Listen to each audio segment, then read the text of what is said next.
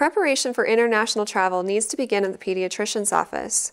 Your doctor will want to review your baby's current health status, talk to you about if there's been any recent illnesses such as an ear infection that could affect the plane ride, and also talk to you about your baby's immunizations. You want to make sure your baby's up to date on all immunizations up to this point, and also talk to the doctor about immunizations that might have to be given for foreign travel. For example, in Central and South America, things such as yellow fever, typhoid fever, and rabies are rampant, and you'd want to talk to the doctor about whether or not vaccinations would be appropriate for you and your baby. You did mention that your baby's only 4 months of age, and there are vaccinations such as the MMR shot, or measles, mumps, and rubella, that are usually given around 12 months of age, and they can be given when the baby's 6 months old, but under that point, which your baby is 4 months old, your body has passed immunity to the baby at this point, and so your baby won't need to be receiving that one, but there might be others the pediatrician would recommend.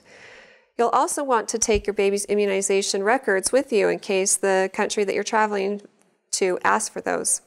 You can obtain updated travel information from the Centers for Disease Control, or CDC, by calling 1-877-394-8747. And they can give you more guidance and tips on what your baby should be prepared for, and also yourself or any other family members that are traveling with you.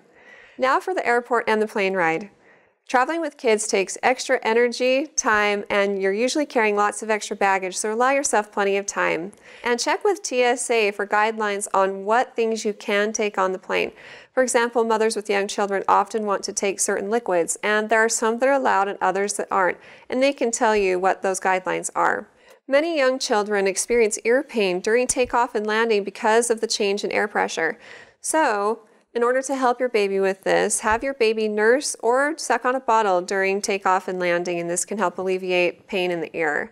Also be prepared on the airplane with all the tips and tricks you might need to help keep your baby entertained. This might be toys or anything you need for feeding. Make sure you have plenty of diapers and wipes and all those things that you'd need to take care of your baby on a long-term basis while you're on the plane.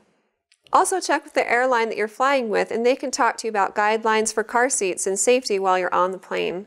Now while you're in Mexico, there's a couple of things to keep in mind. First of all, a lot of the roads are unpaved and not well maintained, and it's a good idea to make sure that you have a car seat to put your baby in while traveling in the car, or if you're using public transportation.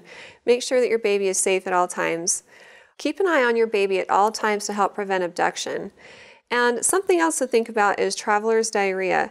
Now, if your baby's only 4 months old, I'm guessing that your baby's either nursing or exclusively drinking formula and probably not eating solid foods yet. So this may not affect your baby as much, but it can affect you. Make sure that you're drinking only water that's been bottled or other drinks that have been bottled, and avoid eating foods that have been prepared by a street vendor or in unsanitary conditions. Especially avoid undercooked or raw meat and also raw vegetables because they can contain bacteria that can make you sick. If you're staying in a hotel, be aware that the guidelines and restrictions placed on organizations in foreign countries aren't necessarily as strict as they are in the U.S. So watch out for pest poisons, paint chips, or other hazards that could be there that might affect your young 4-month-old baby.